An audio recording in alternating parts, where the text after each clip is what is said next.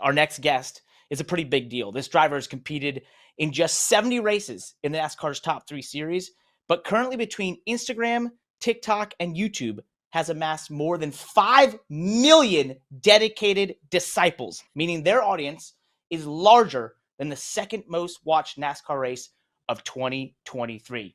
She's going to be in the Xfinity Series in 2024. It's Hailie Deegan on the Money Lap Live. Welcome to the show, Hailie. Thank you for joining us. Appreciate it. Yeah, I really, really appreciate it. Thanks for having me. It's awesome. That's awesome. Yeah. I want to start there real quick. You have a huge following. I was doing a little bit of research. I knew you were popular. You were the most popular driver in the Truck Series this year. But at the tip of your fingers, 5 million people. That's incredible. What an amazing following you have.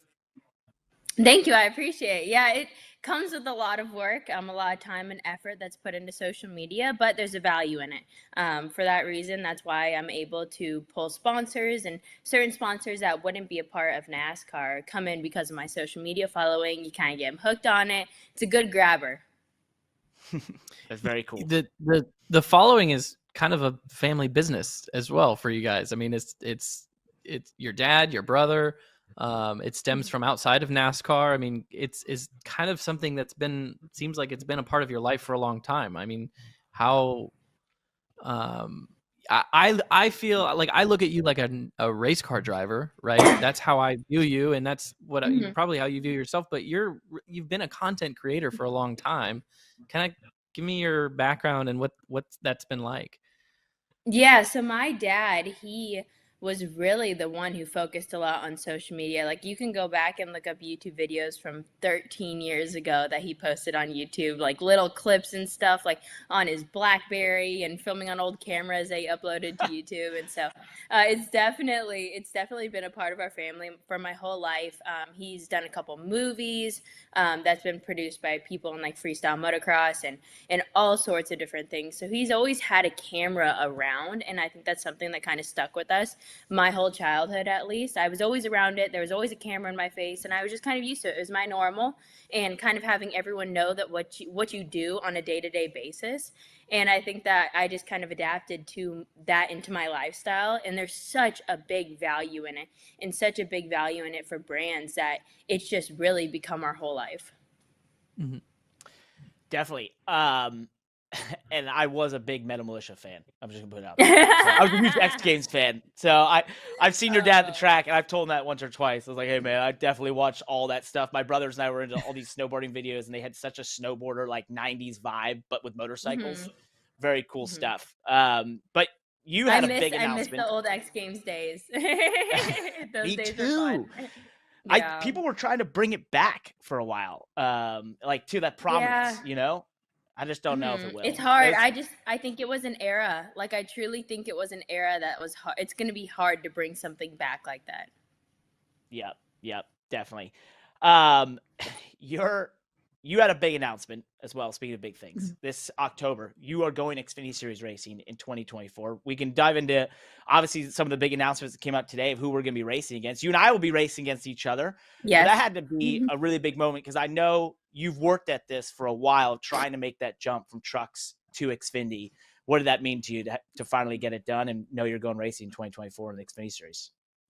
Honestly, it's still a little surreal, I think, because I'm not at the track yet. I'm not a part of it yet. And so I think just knowing that it's been a dream of mine for a long, long time to be able to make it into the Xfinity Series, obviously moving up from trucks. It's been tough. I've been trying so hard to just kind of find an opportunity to go into the Xfinity Series, just because I think it's going to be a little bit better for me. And I think all around with multiple different things. So this opportunity arose, and I definitely jumped on it. I was super, super interested from the start of the conversations. It was actually pretty funny. The story goes back to at COTA during the truck race there. I was headed driver intros, and my now fiance Chase was walking around the garage with his camera and stuff. We were about to head to intros, and someone pulled him in one of the Xfinity haulers. It was guys from AM Racing, and they started talking to him about this opportunity, because they didn't know really how to get a hold of me. And so they started talking to Chase about it, and I'm texting Chase. I'm like, dude, intros are starting. Where are you? Like, we got to film this. Like, where are you at? And he's like, it's important. I'll be over there in a little bit. And I'm like, what is so important? I'm really glad that I didn't talk him out of going into that meeting to go film intros. And so it definitely, that's where everything started from. And it just took off from there. And we started conversations, a lot of dinner meetings. And next thing you know, I'm racing Xfinity full time. It's Awesome. I love that story because it's so it just tells you how fragile and finicky some of these things in our world just Mm-hmm. are. And maybe that's life in general, right? It's just things are serendipitous, or things happen right place, right time. I think from an outsider's perspective, sometimes you think it's this big professional racing series and everything's on TV and everything is so structured and we all have agents and everything. Like there's some Mm-hmm. super robotic and structured pipeline. But at the end of the day, it's like, I don't know, the No. most popular driver in one of the most popular drivers in the entire sport initiated getting her ride because of people bumping into each other 10 minutes before a Mm-hmm. race. Like, Yes. it's Yes. just how It's things funny. are. It's really, really funny. What, so we talk because Parker and I are drivers and we love talking about driving on our show. We like to get technical, or at least I like to get technical about things. And um, we like to ask, when we have other drivers on, we like to ask them about their process and how do you approach a race, and even specifically, how do you approach driving? So kind of explain to us who Hailie Deegan is as a driver, and how do you look at it?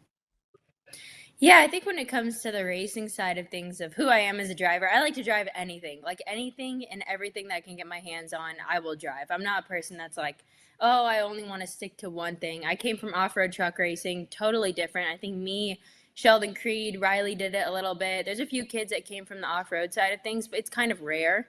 And so I think just being able to be in so many different forms of racing. I race legend cars, I race bandoleros, late models, did the SRX stuff. I've done a bunch of different things. Tested some like sprint car style stuff. Ended up racing micros too, which I still race now. We're getting ready to head to one of the biggest races. But that's how I kind of approach the driving side of things. Is that I look at it as the more tools you can have in your toolbox, the better you're going to be. And I think having those resources to be able to go and drive a bunch of different things, you can learn something from everything when it comes to racing. And so that's how I kind of look at it and just kind of go from there. So, and one thing I think that's really become prevalent for drivers, and we talk about this all the time, and I think it's also become like the driver get out of free jail card as well, which is that I'm in the sim. But yesterday I was texting you to come on here. You were in the sim. I was texting Yes. another driver to come on here today. We wanted to get Sheldon Creed on. He's in the sim right now. So it's obviously we're all running sim. It's I think I went through this last year when I went into my ride in the Xfinity series where I was trying to do sim for a car I didn't really know or understand. I feel like for you, it's sort of you've done one Xfinity start. What are you using? What are you doing in the sim? What are you focusing on that you can say, like, this is what I'm trying to learn out of the sim or get out of it as you go, doing it in December, and we're not in the real race cars again until February. Mm-hmm. Yeah, that was one thing that was big for me when it came to running that one Xfinity race. Is I told my manager, I was like, we got to find the money to do at least one Xfinity race before I go Xfinity racing. And I know that's really hard for him because it is expensive. But he went out there, was able to find me money to do a race because I was like, if I get the opportunity to race Xfinity full time, I want to know what I'm getting myself into. And so I was able to go out there, do that one race, and I feel like I have such a better concept of what I'm getting myself into that I know how to prepare better now that I'm in this opportunity where I have a whole off season to get ready for it. But the simulator side of things, Ford has given me access to go to the Ford sim in quite a bit. And AM Racing, who I'm racing for next year, the next couple of years, is never been to a simulator before. So that's a new resource that they're going to have that I think is going to be super valuable. You got to keep in mind, we don't get much practice. And I know you guys understand that too. So being able to run those changes that you would normally run during practice, and there's only so many changes you can make at the track with how much time we get in practice. So being able to do that on the simulator beforehand, kind of weed out the things that you don't want to try when you get to the track. You can find a few things here and there. And then for me, being new to the Xfinity Series is getting comfortable in the car, understanding what changes do what, how they affect it differently. And I feel like that just makes me so much more prepared going into these races. Well, what did you learn from your Xfinity race, that first, kind of icebreaker that you said you were looking for? I think the biggest thing that stuck out to me was they're not so locked down like a truck. A truck, on mile and a half, you kind of plant that wheel, and when it steps big. It's not like a little light step. In the moment, I feel like in a truck, you turn the wheel right, it's like a tenth, a tenth, a tenth. And the Xfinity car, the first thing I noticed is that I could be kind of like moving the wheel a little bit more than I could in a truck, and it wasn't slowing me down. And so I'm like, man, I really like this. It's a little more skatey, less downforce.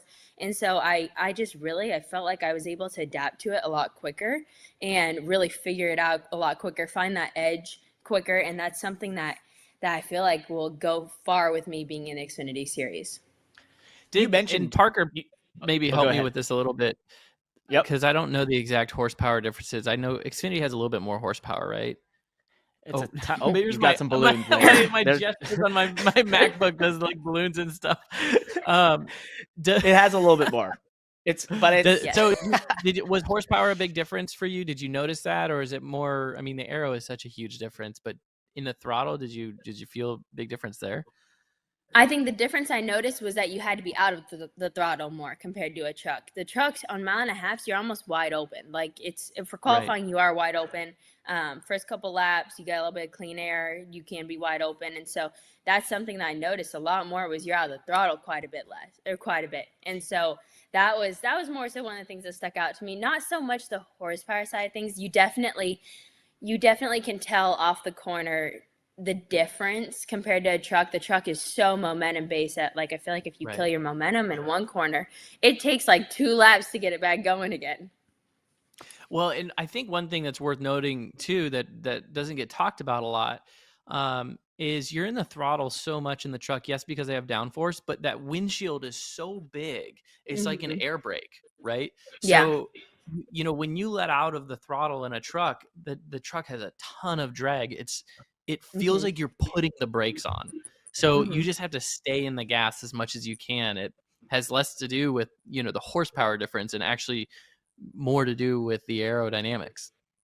Yeah, and I completely agree. And so that was something that I felt like after I got in the Xfinity car, it was kind of, I've talked to a lot of people about it, a lot of drivers that kind of made that jump who went from ARCA truck Xfinity to know the whole difference of it as I was trying to do. And I think I've had so many conversations about it that I had a good idea before the Xfinity race that I did.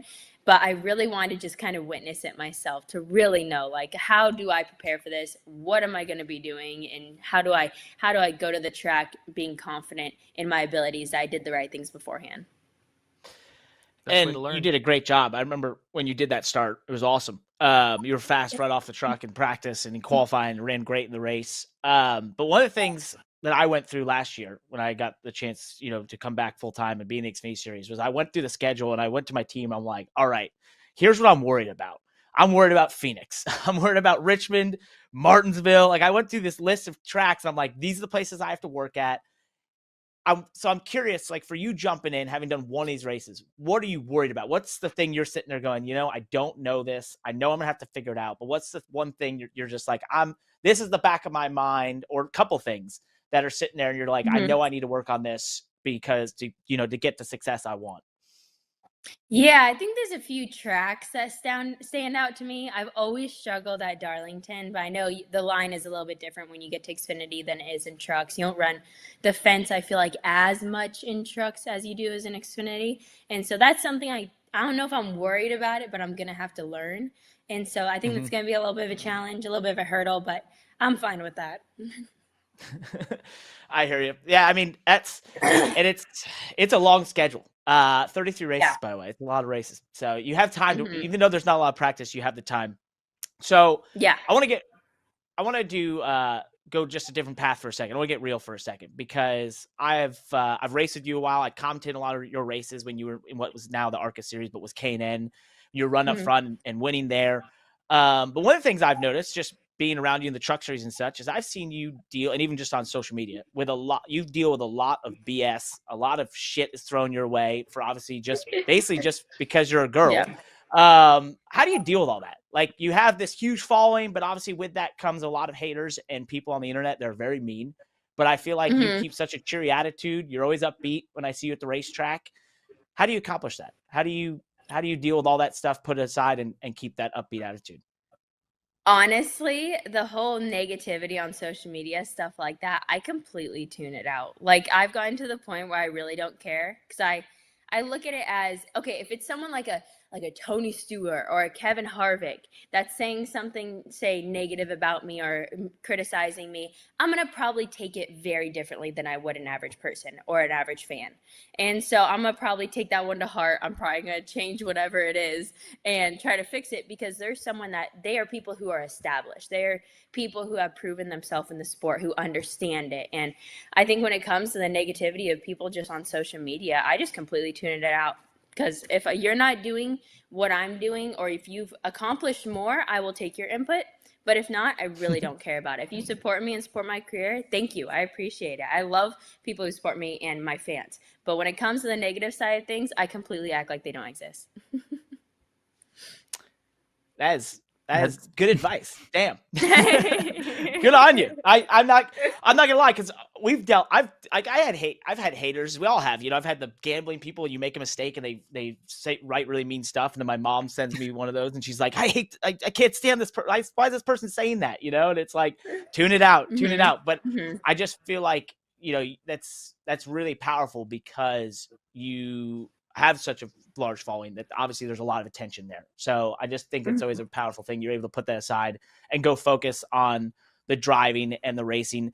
We've talked about you love driving the Xfinity car. It fits your style more. We've talked about what you're worried about. What's the other side of the Xfinity series you're looking forward to being a part of, just in getting this level? What's something else? I think it's going to be a challenge. And I think this last couple years has been kind of, I don't know, I feel like very like static. Like, there hasn't been like very, very many like super high moments or like super, super low. Like, I feel like it's just been kind of like static. And so I think going to the Xfinity series, it's a new challenge for me, and something kind of a little pep in my step to go and say, okay, I have so many things that I want to accomplish, that I'm going to have something to work towards and kind of keep building off of. And I think having a team that they really, really understand what I'm trying to accomplish, and we're both on the same page, super realistic about our goals. They're not going, okay, we're going to go out there and we're going to win the first 3 races. Like, they're not trying to be like that. And so they understand the challenges that we're going to be up against, and we all have we're on the same page. And I think that's something that's huge. And even going back to like the whole haters deal, I think the hardest part is the people around me, or say my team, my crew, say it's the whole team, the PR people on the team. The hardest part is for them to get used to it. And I noticed that a lot of them are like, oh, I want to comment back to this stuff. And I think it's just really funny, because wherever I go, I'm like, you said be prepared for it. I'm like, completely ignore it. I'm like, that's what I do. I really don't care about it. If I don't care about it, you shouldn't care about it. Well, that's a really good point that you mentioned that probably gets overlooked, because, for a lot of those folks, let's just say your management team and your PR folks, their job is to represent you and to and kind of be an extension of you at times, right? So they might read those things and they're going to feel those things as if it was said about them, right? And so they probably have some concern in those times, and when they see those moments and go, what should we do about this, and what's Hailie thinking, and how to handle it. So your leadership there is important, and you are as young as you are, you're a seasoned veteran when it comes to being on social media and handling criticism and everything from just who you are on social media to yourself as a race car driver, right? And that was kind of my what I was thinking, and listening to you answer Parker's question and now talking about your season. You have your social media presence, and then we're moving up to the Xfinity series, twice the audience, twice the amount of asks, and the sponsorship is more, and NASCAR is going to be asking you to do a bunch of things, even more than they've probably ever done, because you're in the Xfinity series. So how do you manage all of that? I mean, do you have a sports, do you work with a sports psychologist to help you organize your thoughts and your focuses? Do you meditate? Do you, how do you organize your schedule? Like, what is your daily routine and your big picture routine look like for managing all this? Yeah, so I have like a specific manager, and he manages my dad, my little brother. He really is very, very focused on our family. He grew up with my dad. He's been my dad's manager his whole life. And so he's like a second dad to me as I look at him. And he does a really good job of having people on his team to, okay, schedule everything for me, say like in Google Calendar, whatever it is, and have everything laid out just so I don't have any missing pieces. And then all our sponsor obligations, they lay that out on like a yearly master calendar for me. And I get notifications that like, hey, this next week you need to have 2 monster posts done or 3 Ford posts or film this YouTube video. And they give me the full breakdowns of it all. And then I also have another manager on YouTube who sells my YouTube specific deals. And it's super easy. He pretty much goes, says, hey, I have this amount of money from this brand. Do you want it? I say, yep, good. He sends me a 1-sheet piece of paper. I do the ad read and we throw it in a YouTube video. And so I feel like we've, over the last year or two, we've had a really good system of organizing everything so that nothing falls through the cracks. And so when it comes to me though, I feel like I'm a pretty organized person, and I don't like being really like late on obligations and stuff like that. So I try to keep it, and I'm a write down person. So like I have a yearly master calendar that I keep in my house and go from there. Chase has a whiteboard that he has of our full posting schedule. So we're very, very in tune with what's going on and always having plans. We'll sit down once the race season starts and okay, this is the week. What do we have going on this week? And we both talk and figure out exactly what our week looks like so that we're not going, oh, okay, we need to film this. Well, I already had this planned, and so nothing gets really crossed up. So I feel like we've got a good system of it. I love working out, though. I feel like that's my way to kind of tune everything out. That's my like meditation. And so other than that, though, it's really just preparing for racing and filming a lot. That's impressive, and it's good to hear because people don't always realize how much of a business and operation this is to be a race car driver, right? Things aren't just handed to you all the time, and we don't live in a box, and we're not just taken from place to place and told what to do. You have to manage your people, manage your business, make decisions on a daily basis, deal with priorities, right? Because you have sponsor obligations, but you also have obligations as a race car driver. And so and I think when it comes to the obligation side of things, I get a lot of people that assume that like social media comes first in my life. Social media comes second to racing. Racing is my number one goal. I will put everything down when it comes to a racing obligation. My sim comes first when I'm scheduling stuff throughout the week. I always make sure the racing stuff is taken care of before I do anything when it comes to social media. And my management team knows that. The race team knows that. So I always try to make everyone on the same page when it comes to that, so they understand what my priorities are. I just hope our production team is taking notes about your guys' organization with the scheduling of posting and such. Please, everyone in the Money Lap, listen to that. Take notes on it. We'd like to hear more. And don't worry, the Money Lap comes first for me, Hailie. So, but no, I'm just kidding. No, all of us drivers, racing comes first. So before we let you go, though, we always do a question of the day on these Money Lap lives. And we've got a pretty interesting one for this final show that we're doing in 2023. Basically, what is one thing in motorsports you are looking forward to in 2024, easy for me to say, that isn't related to you? So something else in the motorsports world, you can pick whatever it is that you're looking forward to in 2024. Like any type of motorsports? Anything. If it has a motor. We are the Money Lab. We cover everything. Yeah. It could be X Games for all, you know what I mean? Next year, so my goal for next year is I really want to try to make it to one of the F1 races. So I think that's something that I'm looking forward to, is trying to make it to one of those. But honestly, a lot of the stuff in racing, I'm not very good at keeping up to speed with everything that's, believe it or not, like even though I'm very in tune with social media, I don't go on social media a whole lot and just kind of scroll, like when it comes to like Twitter or anything like that. So it's hard to say. Good for you. No, that's great. That's a great trait. You should definitely keep that. And that's a good one. You want to go to an F1 race in 2024? That is something to look forward to in the motorsports world. I think we would like to as well. So maybe we'll see you there. Anyone in particular? Well, I think the only one that works on our schedule. Well, you could go to the Sundays of Miami or Coda, I guess. So we race. Yeah. We just the travel. I tried to figure it out this past year, and it didn't work out for me. But Vegas is. I know my schedule's a lot this year because I'm doing a lot of dirt racing too, along with it. And so plus the 33 races of Xfinity, I have another like 20 dirt races I'm going to be doing. So we're looking at around 50 some races. And I don't know what's happening or if I'm going to be doing the SRX series yet. But if that gets added in, that's going to be like another bunch of races too. So who knows? I did 41 this year, and I thought that was a lot. You're incredible. That's amazing. Keep it up. Keep it up. Really Thanks. cool. I appreciate it. Look forward to racing you next year. Thank you, Yep, Hailie. I will see you at the track. Hey, Parker Kligerman here. I haven't won every race I've competed in. I know it's a shocker, but one thing I'm hoping to do, get you to subscribe, like, and hit the bell icon below, because that helps us make this awesome Money Lap content here on the Money Lap YouTube channel. Please join us. We need more than just our moms watching.